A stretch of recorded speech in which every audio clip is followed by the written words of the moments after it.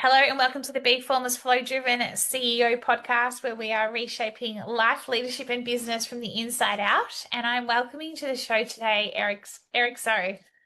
Welcome to the show, Eric Eric. Xiao. Did I get your surname right, Eric? Yeah, Eric Xiao. Eric Xiao. I can't pronounce it. It's Xiao. There you go. And Eric has reminded me pre-show that this is the third time we have attempted to do the podcast. So here we are, third time lucky, Eric. We're here, and you are based all the way in Indiana in the USA. Thank you for joining the show. Thank you for having me, B. No, thank you. And wow, what a conversation we're about to have. But you've got a lot to share. And given that we've tried to schedule this meeting, or this, I shouldn't say meeting, this pod for the last three times, your business has evolved a lot Yeah, since our first time we were to talk. So let me tell everyone a little bit about it. You're the founder and CEO of Laxis, which is essentially evolving into a platform of hard software and AI enabled devices. And essentially, it is making professional lives more productive. I'm going to call out what your mission is, which is to keep pushing the boundaries of technology and deliver even more impactful solutions. I'll let you explain in a bit more detail the actual, kind of what it is the product is in complete detail, because I feel like if I share it, it'll probably be what it was previously to what it is now. But I do want to call out sure. and recognize for you that you and your team of seven have recently won two CES awards, which is the biggest innovation, I guess, event out of the USA in Vegas, and it was for innovation in shaping the future. So that is huge for you. Tell us a little bit about your journey. For sure.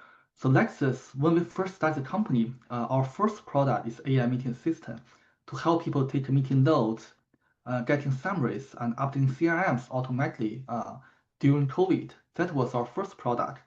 And later on, we realized many of our customers are sales professionals.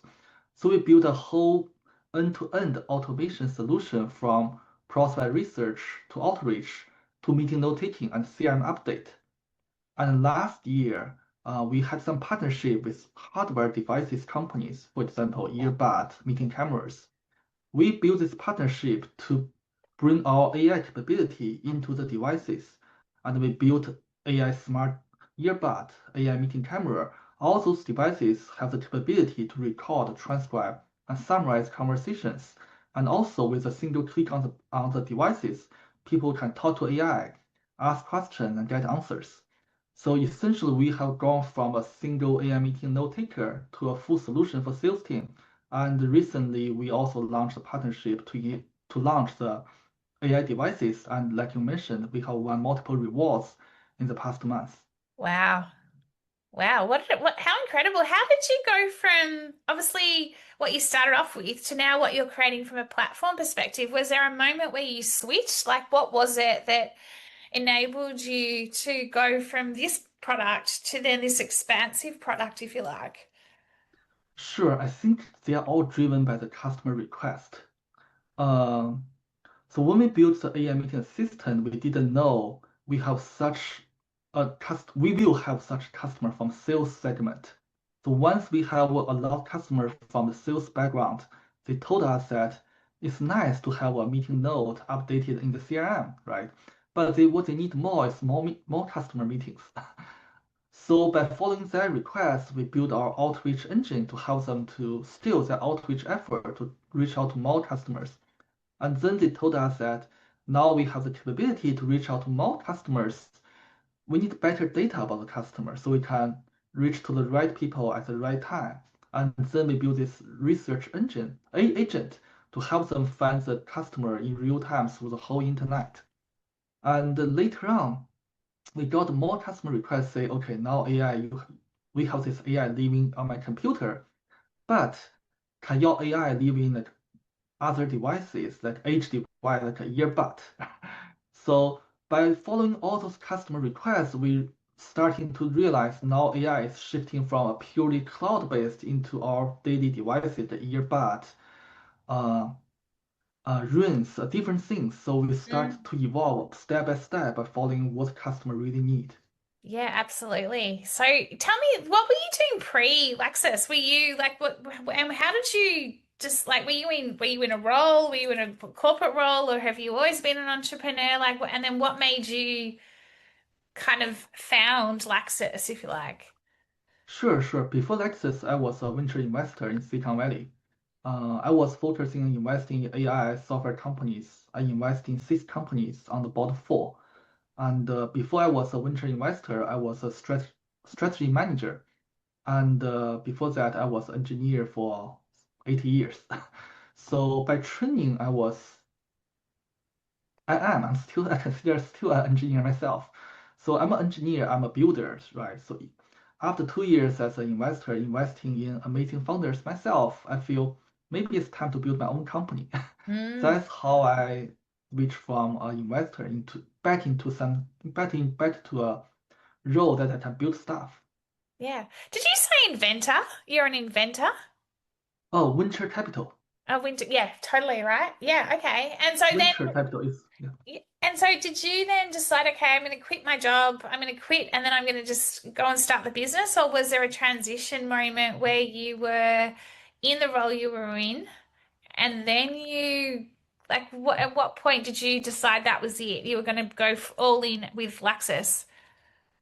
Sure. For just to clarify, I was in venture capital. Oh, venture So my capital, job, sorry, venture capital. yeah, Yes, sorry, yes, yes, yes. I shouldn't say role. You were in venture capital, then you've gone into become a founder. yeah, Yeah, right. So in my previous job, I worked with founders every day. yeah. So I get to see how the founders go through the up and downs, build amazing companies. And I was a engineer myself. So after seeing so many founders, I just feel the passion to build my own company.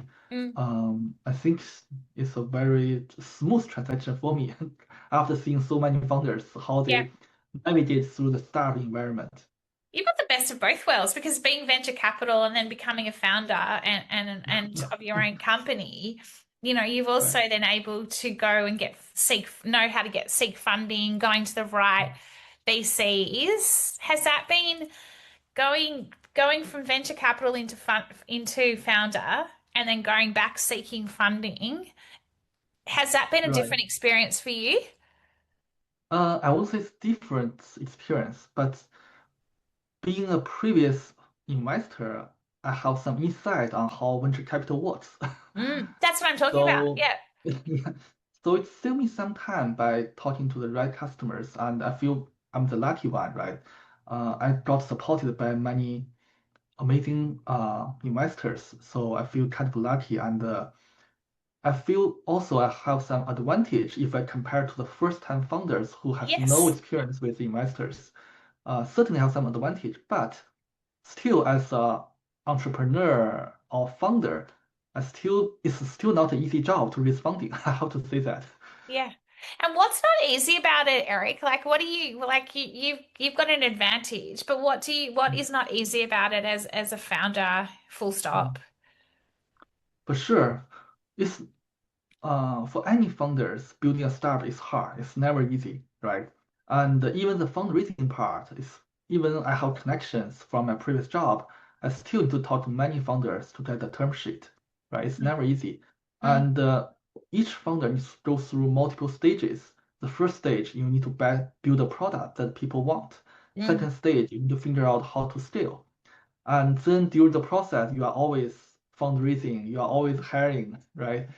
So it's definitely not an easy job. But No. the good thing is once you get to your get to a milestone that you realize your product is being liked by your customers, things will getting easier and easier. Yeah. How long did it take that? Because you said you started the company pre-COVID or at the start of COVID, and obviously, you Mm. could say that that's 6 years ago now, which, Yeah, COVID is kind of like old world, like, we've right, moved on so much since then. But then you said you had to completely pivot the right. business model, the product model, etc. And then Yeah. you said you really are in your infancy. Have you almost removed those years of when you first started the company to what you're doing now? Like, how do you look at it? Sure. So when I first founded this company, I didn't know COVID was going to happen. So the company was incorporated in April 2020. Essentially, right after the company was incorporated, COVID happened. Mm, Uh, Many people was going to join me during 2020, didn't join me. So the first 2.5 years was super slow for me. And I was planning to build something to automate the research and outreach based on my previous experience. But because COVID, we start the process, we kind of revert what we are going to build. So instead of building something to do the research and outreach, we built AI meeting system in the first place. So essentially, what we want to build first, we build later, and the AI meeting system, taking meeting note, becomes the first thing we build. yeah. So did you say 2.5 years? Like the first 2.5 years were really slow for you? Really slow. So 2020, 2021, basically everything was shutting down.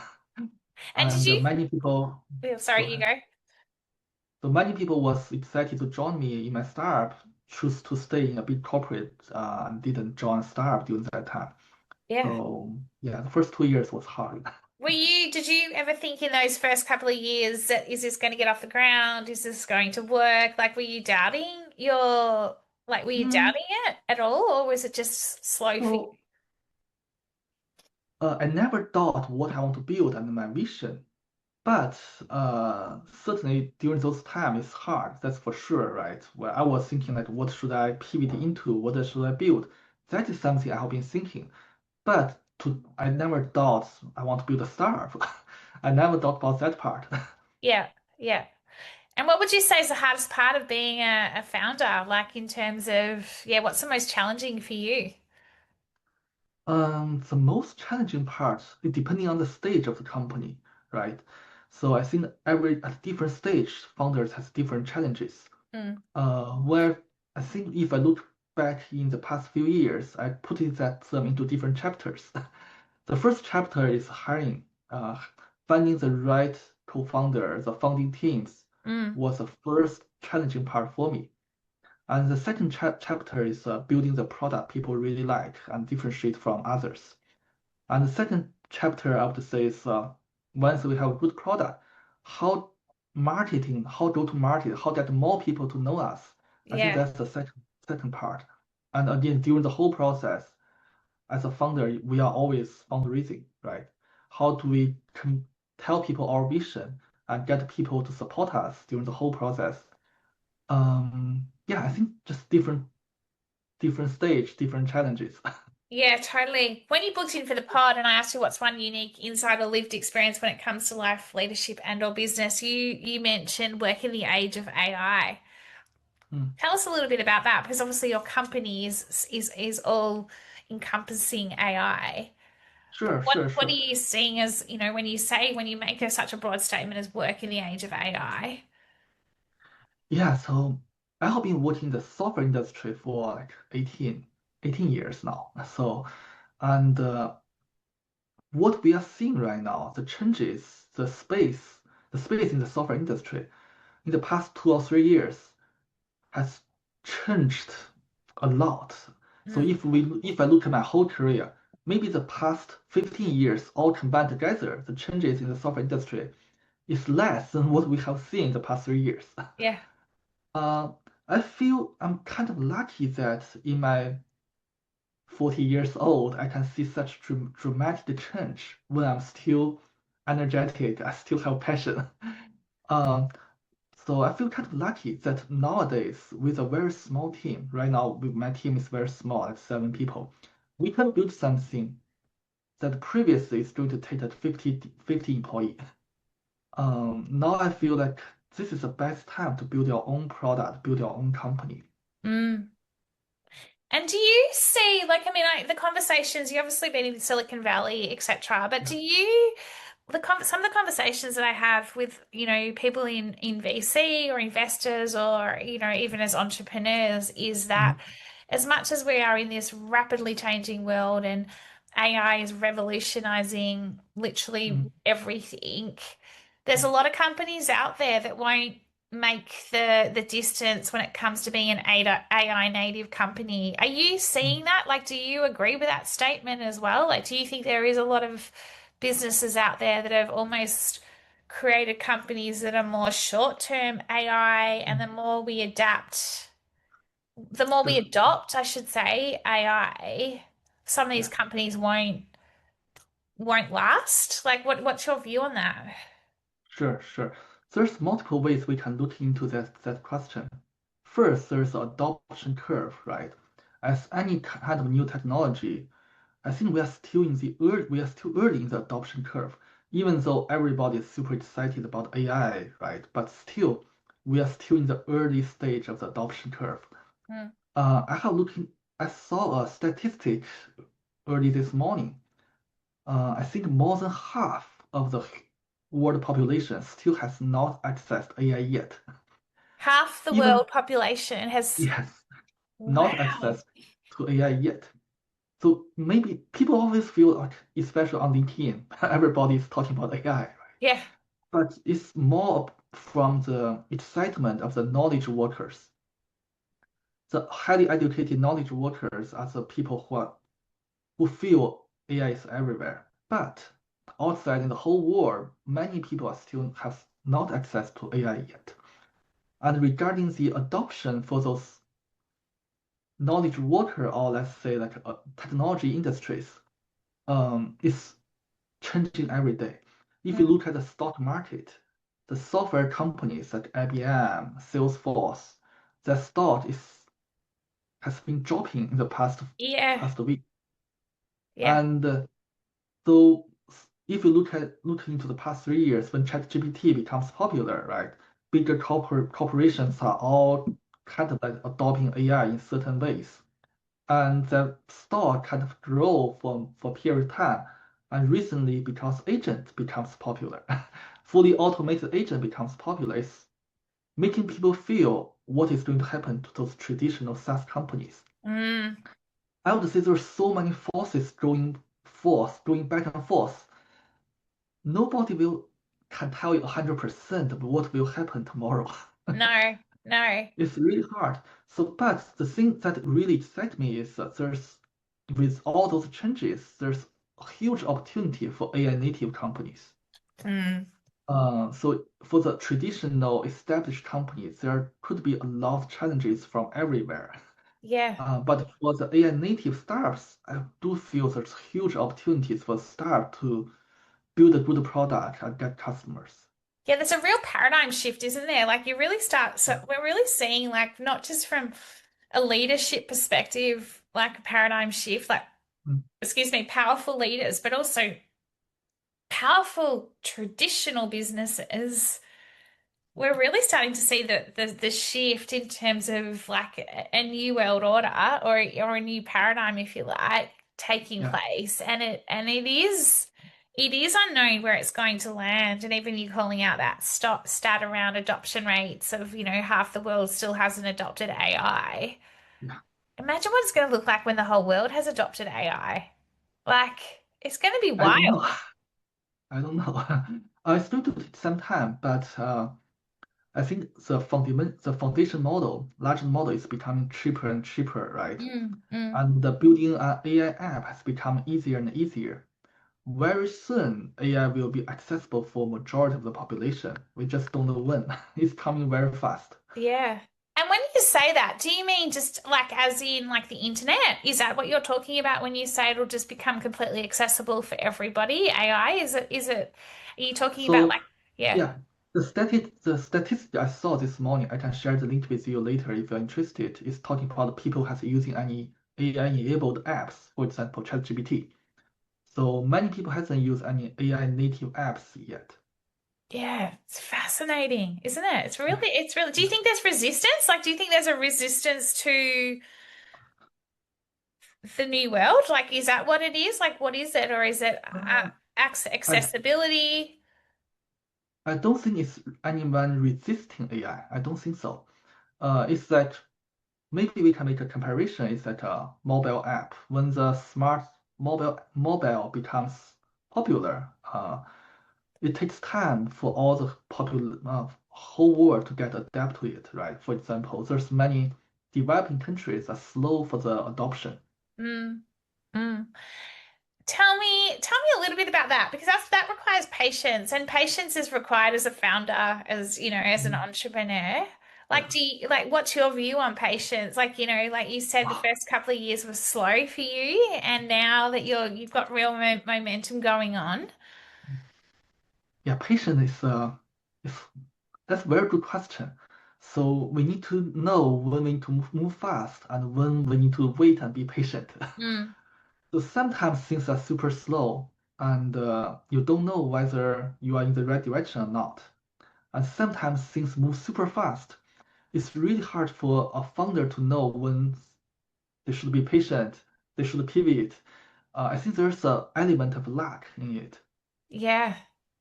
Yeah, it's interesting the luck piece as well. Like, you know, I think you do need an element of luck. Do you think everyone has the ability to have an element of luck, or do you think it's Mm, that's a really hard question to answer because I have seen many founders who build a startup, they give up after 2 years, but the second startup was super successful. I have seen founders that the initial idea wasn't good enough, but they slightly pivot into different use case and they become successful after 3 years. And another good example is Play, which is a really successful company now. They made close to zero profit in the first 5 or 6 years. it did or it And didn't? they didn't have they did have like close to zero revenue for the first five or 6 years. And in year seven, they become a super fast growing company. Mm. I think sometimes you just don't know until you make it happen. Yeah, I agree. What's your view on this unknown and uncertainty, you know, and the ability to continue to keep pursuing, you talk about your mission, you know, keep pushing the boundaries of technology and to deliver them more impactful solutions. It's hard Sure, sometimes when there's no, you can't see what's ahead, but I also think that's where the endless possibilities are. Yeah. sure. I think the decision needs to a founder needs to make that decision, make that call, whether Mm, they want to continue to be patient, to be persistent, or they want to pivot, or maybe give up. I think there are many factors. For example, their personal financial situation, right? Do they need an immediate income? And also their view on the future. So do they feel they're in the right direction? Do they see any signal from the market that they should pivot? So I think based on their personal view on the future, on their product, and also their personal situation, they need to make consistent decision on what they should do next. And yeah. also, if they take funding from venture capital, right, they also have pressure from the investors as well. So they also consider the opinions from the board members, the investors. There's so many factors. But I would say uh, a good founder, how do I put it? I try to put it in a good way. A founder needs to make a good judgment based on all those factors. Yeah, I agree. I agree. It's you know, it's having that ability to have the clear space and those fresh perspectives to have the clear judgment because I think when you are quite often in everything, you've got 50 million things going on, you can't make the Yeah, clear judgment. And so sometimes when you do step away and have that ability to go, where are we at? Let's just right, pause for a second here. right, right. You then So I have the think ability to make an informed decision. yeah, I want to say a founder every day, we have so many things we need to work on. There's so many troubles, but there's so many challenges, right? But take a pause every month or two to review what we have been doing, what is the market going, right? Just review everything and see what's the next step. Yeah. Would be a good practice. Yeah. Are you into the fire horse, Eric? Like, are you into any of like the Chinese New Year and all of that? Like, in terms of like, do you follow Yeah. any of that? The Chinese New Year was last week. Yeah. And because I'm based in the USA, we don't get holiday for Chinese New Year, so No. I was still working. Yeah, but what's your view on the fire horse as like from a momentum perspective? Because there's been so much buzz around end of a cycle, the fire horse is not going to hold back. It's going to, take us really forward. Have you got a view on that at all? What do you mean by fire horse? The from a Chinese New Year, the fire horse, like are you familiar with any of that? I thought you might be. Firehouse. I'm not sure what do you mean by firehouse. Uh from because you didn't get a public holiday, right? Like, but you said you would normally get a public holiday, so you had to work because you're in the based in the US. Would you normally get a public holiday for the New Year or no? No, we don't get a holiday for Chinese New Year. No, which is unfortunate. No, no, no, that's okay. I just thought you might be in, like, I thought you might know a bit more around the fire horse, that's all, but that's okay because I've been asking a few people around what's their view on it in terms of the last few years have been quite tricky, and then we're in this new year from a Chinese New Year perspective as well, in terms of like just the fire horse, which is all around momentum, moving forward, just this continuous new cycle, innovation, etc. Sure, sure. I just having a hard time understand what do you mean by firehouse. So it's around it's astrology, right? Like Chinese astrology, it's astrology in general in terms of it's basically if you've got a star sign, what star sign are you? Oh, star sun. Yes, Oh, it's a mouse. you're the mouse. Yes. Yeah, well there you go. So the firehawk. Oh, Yes, I that's what, see. yes. Okay. Okay, I see what I mean. So this year is a house, right? Yes, yes. Okay. Okay. Got it. Yeah. I was because you were saying like a firehouse. I was like, what is firehouse? No, horse. Sorry, it's Oh, my okay. Australian accent. And I was just wondering Yeah. if you had any point of view on that in terms of the momentum, the new world that we're in, etc. Oh. Not really. I think both China and USA are very mm, bullish on AI.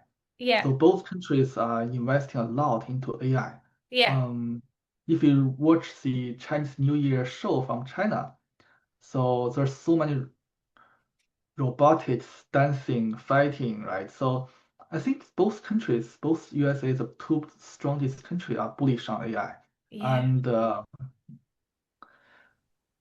I think it's a good thing because yeah. we will see a lot of innovations from both strong Yeah, countries. it's very exciting. I think it's very exciting. I think it's there's a Yeah, lot happening right now. A couple yeah, of final questions for you. sure, What do you think is the biggest when it comes to AI, you've talked about mhm, agentic AI. What do you think is sure. going to be the biggest innovation that we're going to see this year? Like if we think about last year versus now, Yeah. like it's hard to predict, right? But do you have any predictions? So this year's, I think the biggest thing people are talking about is like open cloud, right? AI agent, personal assistant, everybody's talking about that. Certainly, we are at a very early stage about AI personal agent, but I'm pretty sure this year we're going to see many innovations in that area. It may not be something on OpenAI, but probably the interaction we are having with apps will change. Instead of having an app that you need to open, operate through voice, through text messages, will slowly become the new way we interact with machines. Yeah, fascinating. It's Yeah. fascinating, isn't it? Yeah. And then what would be your one piece of advice that you would give to any budding entrepreneur? Sure, I would say try to leverage AI. Definitely leverage AI. Yeah, Right now, you can achieve a lot more with much less. yeah, So if you agree. don't have enough funding, if you don't have enough budget to hire to spend, try to build something through AI. Try to leverage AI agent to automate some stuff. In right now, even one person can achieve a lot with the support of AI. I agree. I've been automating a lot. I've been zapping a lot Yeah, of things. I've been using Zapier just to zap of clack, clack, create all these different workflows and connect yeah, the dots together because I mean, it is AI does find the patterns right. And then the ability mm, to be able to automate. It's quite amazing. Eric, how do we find out more about you? How do we find out more about Laxis.com, Laxis? Sure, sure. You can find more information about Lexus through our website, lexus.com. And if you're interested, you can contact me on LinkedIn to talk more. Awesome. Eric, thank you so much. Third time lucky. I feel like, it's a charm that we've been able to chat the third time. So I really appreciated your time and wishing you a wonderful week ahead. Thank you so much, B, for having me. No, you're welcome. Thank you. Take care.